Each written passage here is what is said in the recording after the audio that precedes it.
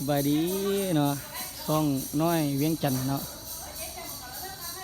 นี่เรามาวันนี้ก็มือออกพรรษาเนาะเราก็มาลงคลิปหน่อยนึงเนาะเพราะว่าเฮ็ดกินอยู่บ้านหน่อยนึงวันนี้ก็เป็นช่วงเฮือเวียนเทียนมื้อแลงมีการเวียนเทียนเกิดขึ้นนะแล้วก็มีการซุ่มเชียวอยู่บ้านหมู่อีกเนาะก็เลยคลิปต่อไปเราจะเบิ่งคลิปอยู่บ้านหมู่อันนี้เป็นบ้านข้าพเจ้าอีกนะหลังน้อยๆเนาะเคยมากับมานะ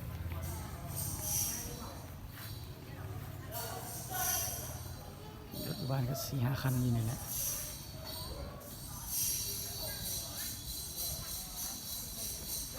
เจอกันมื้อแรงนะเดี๋ยวมื้อแรงจะไปต่ออยู่บ้านหมู่อีกอยู่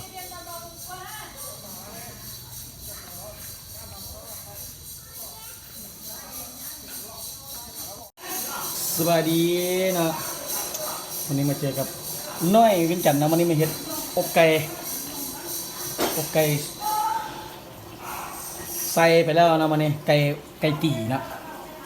ประมาณ3 โลเลยแหละก็เมื่อกี้ก็ปรุงไปแล้วมีหัวขิงไข่มีกระเทียมมีหอมบัวแล้วก็มีอันขี้หูดเนาะเก็บคอเนี่ยมันนี่มาใส่รสดีนะ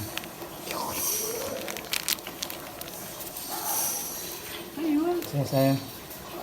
มาใส่เบียร์แก้วหนึ่งเลยตลาดแท้เทเลยนะ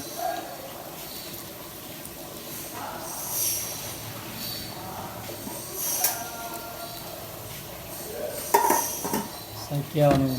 เดี๋ยวเขาเอาซอสให้อันนี้เนาะ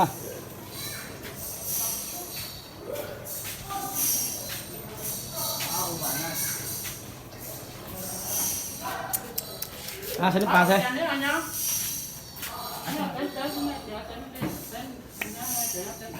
โอ้ยปลาสมุนไพรใส่เสียกันเหรอเนี่ยเป็นเด้อ น้ำปลาแล้วสีนึงจ้องเท่าใส่น้ำปลาแล้วอะไรปิ้งนัวเอาเด้อ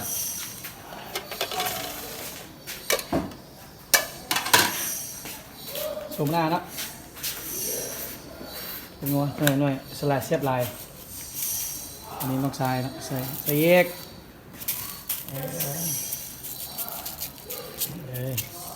น้ำตาลเนี่ยผลสมุนมาหน่อยล้นอยู่บ้านข้างหลังมา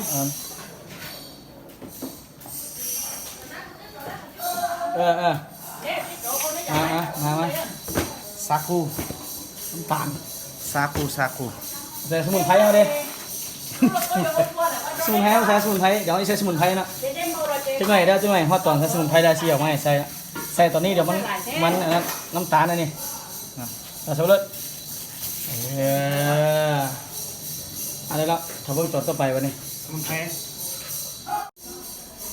มาเนาะตอนนี้จะมาฮอด1 โมงละเปิดเบิ้งพร้อมหอมไว้บ่เลย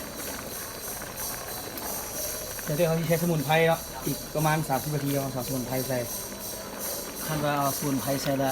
ใส่ไปอีกนึงเด้อ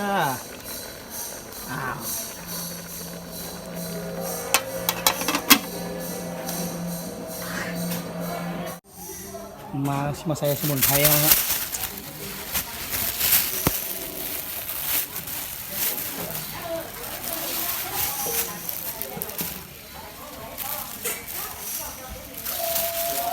สมุนไพร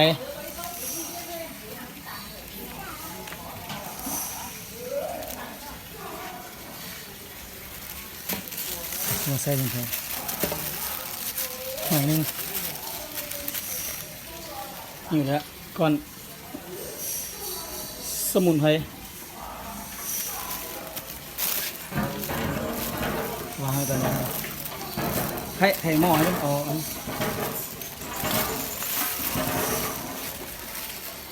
ใส่เลยนะ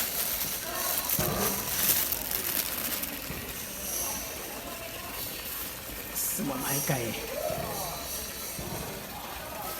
ค้นมาเนี่ย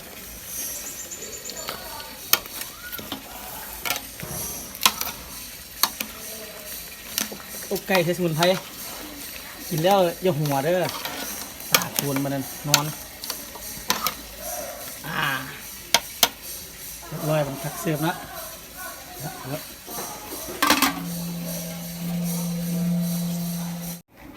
มาเนาะฮอดตอนสุกแล้วนี่เขาเปิดเลยเนาะ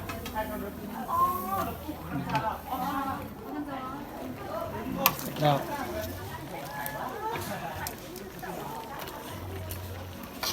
ไก่อบสมุนไพรไก่ตีเนาะบนคอของเงานี่นะตักน้ำไหมสุดนะนะปลุกไว้เอาไว้นะมาเนาะวันนี้เขากับมาซิมเนาะอบไก่ใส่สมุนไพรเนาะวันนี้เนาะไอ้น้องเขาก็หลายคนเนาะเขาก็จะวอร์มมาละถ้าแต่อบไก่สมุนไพรเขานี่เลยเนาะ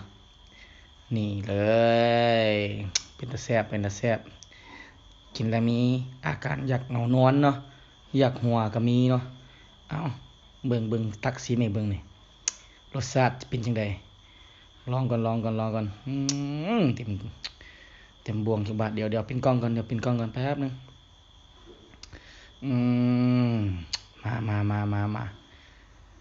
มาลองชิมก่อนจักบาทเป่าก่อนฮ้อนสุดยอด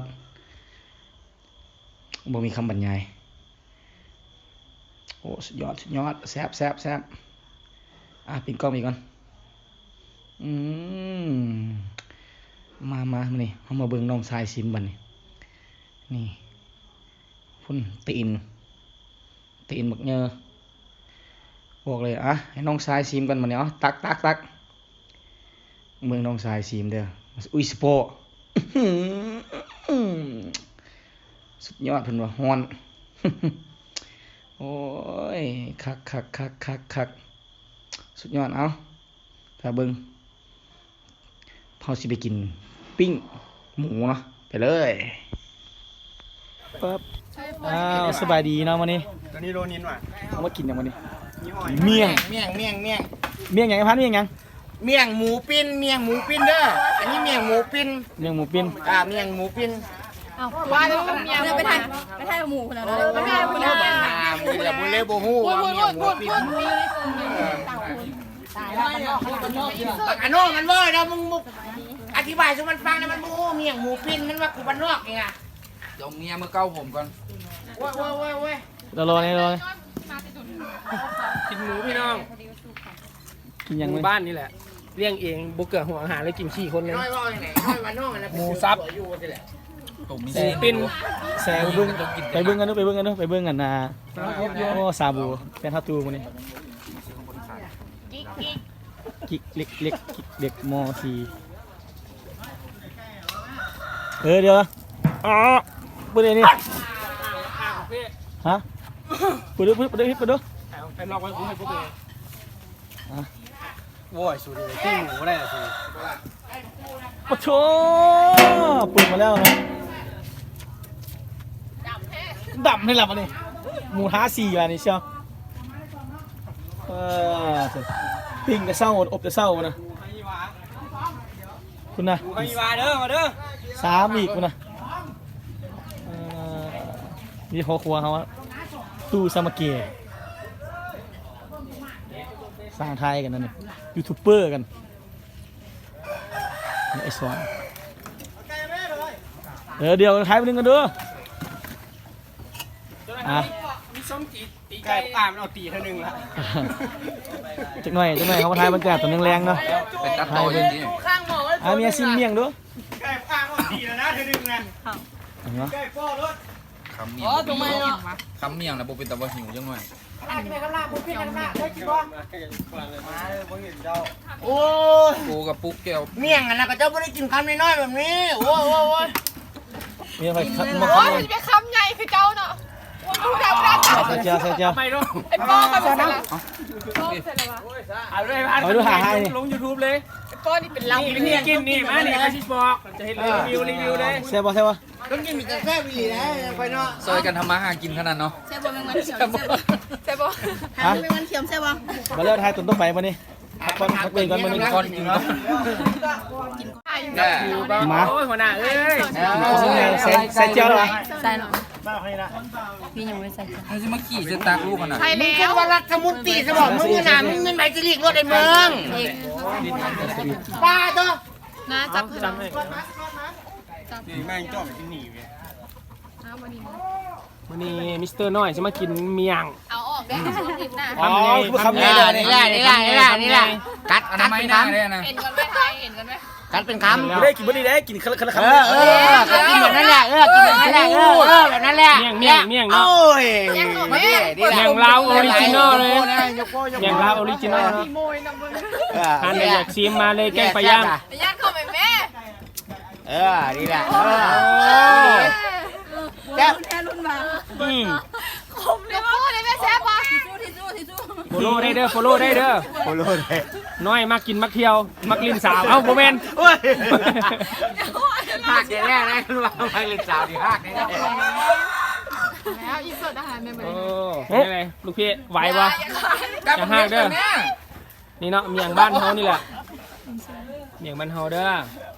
ใหญ่โห กินได้ ด กินได้ กัดสาว จะไม่พา แจวออริจินอลสร้างได้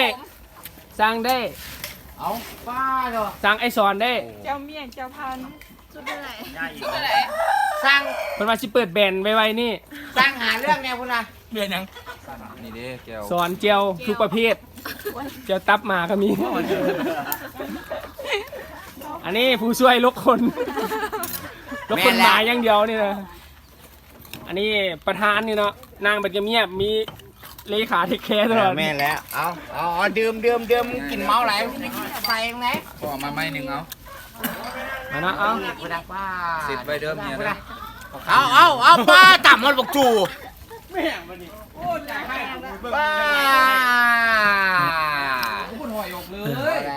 บ่ได้เมื่อกี้ไปถอยได้ยังไงก็ได้ไปครับพี่งั้นคำเมื่อวานนี่นะ รถตู้เอา ตายวะโบเรือโอ้ยบอกโน่ยเอาหลีกไว้เครื่องเสียงพร้อมเด้อ หัวกับตางูน่ะมาเบา อันไหนมิสเตอร์อาร์ต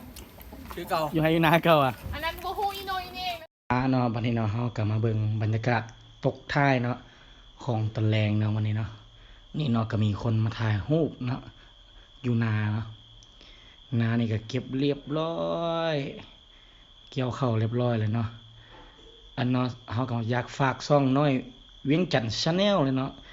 อันนี้ก็เป็นขั้นตอนสุดท้ายมาเก็บภาพบรรยากาศหนองปลาเนาะอีกประมาณ 2-3 เดือนก็สิได้มากินปลากับกบอยู่นี่เนาะบรรยากาศจังใดก็ขอฝากช่องน้อยเวียงจันทน์ชาแนลในเด้อขอกดไลค์กด Subscribe กดแชร์ในเด้อเอาขอขอบใจ